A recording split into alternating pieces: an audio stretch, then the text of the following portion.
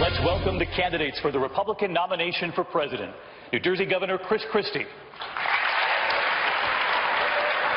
Dr. Ben Carson.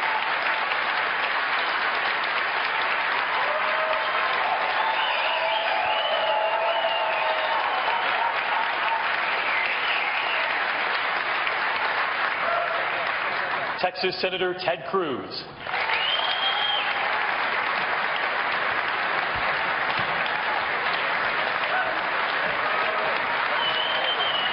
Businessman Donald Trump.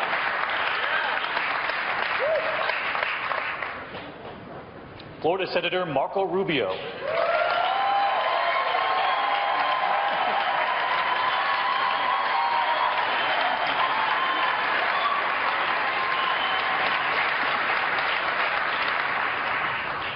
Former Florida Governor Jeb Bush.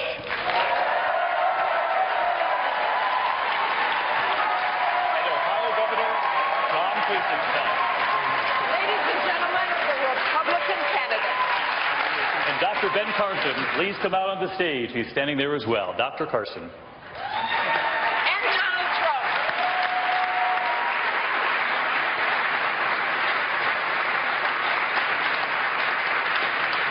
And lastly, we welcome back to the debate stage Donald Trump.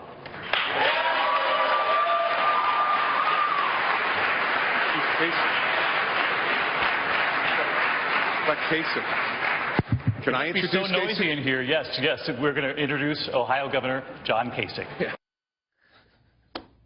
It doesn't get better no matter how many times you watch it. It was a rocky start to last night's Republican debate in New Hampshire, and for some on the stage, it only got worse. Others rose to the occasion. Watching were some of the 300,000 undeclared voters in New Hampshire, and they can choose on Tuesday if they want to vote in the Republican or the Democratic primary. One of the places they look to for information is the New Hampshire Union Leader. Their executive editor, Trent Spinner, joins us now. Mr. Spinner, we know that your paper endorsed Chris Christie a while ago. Also understand that you are on the news side, not the editorial side. The three people you've been covering a lot, Christie, Kasich, and Bush, because they have been spending so much time in New Hampshire. Give us a sense if that, what we saw last night, means that that time in New Hampshire is now paying off. I think you hit the nail on the head when you said there are more than 300,000 undeclared voters here who can decide what primary they're going to vote in. And I think those people are really going to make this election.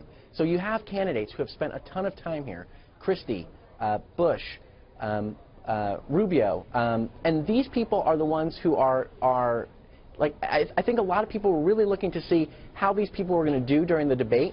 And a lot of people in New Hampshire, they don't care about what Iowa says. They don't care about what the polls say. They want to see these candidates themselves. So I think that debate was a huge game changer. And as we watch what happened this morning, our Carl Cameron was reporting on Donald Trump making what may have been his first typical New Hampshire retail politicking stop at a diner that had some kind of divine French food, is the way it sounded like. But it's not something that Mr. Trump has done in New Hampshire, although he's leading in the polls there. So if New Hampshireites want to meet the politicians, why are they supporting someone who's done none of the retail politicking that they so badly desire? I think you need to really be careful about the polls. In New Hampshire, we've had more than 80 polls in the field in the last few weeks, and at a certain point, you just get tired of picking up the phone and telling pollsters who you're going to vote for.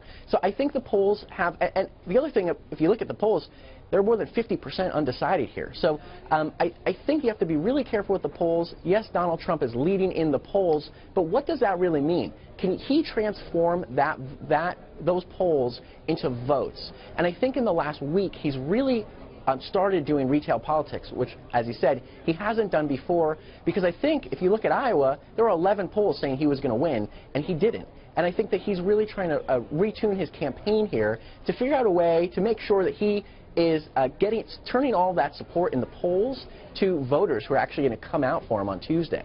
Yes, something he definitely had a hard time doing in Iowa in terms of not having a ground game and the like. Quickly, in our last 30 seconds or so, switching to the Democrats, does New Hampshire make Hillary Clinton the second Clinton to be the comeback kid, or is this a Bernie Sanders all the way? You know, there you go. With the polls there say that she's down by about 20 points, but I just don't know if that's the case. You know, look back to 1992. The Clintons have a really long history here, and they have a lot of connections with the political establishment, the governor, the sitting U.S. senator. I mean, there are a lot of people here who are working for the Clinton campaign, and they have a big machine. So, yes, she's down in the polls here, but I wouldn't write her off yet. All right. Well, Mr. Spinner, we appreciate your work, your reporting, you joining us, and we know that on Wednesday you're going to get a really good night's sleep once all this is over. Thank you, sir. Thank you. All the best. All right, a quick programming note. Today on Fox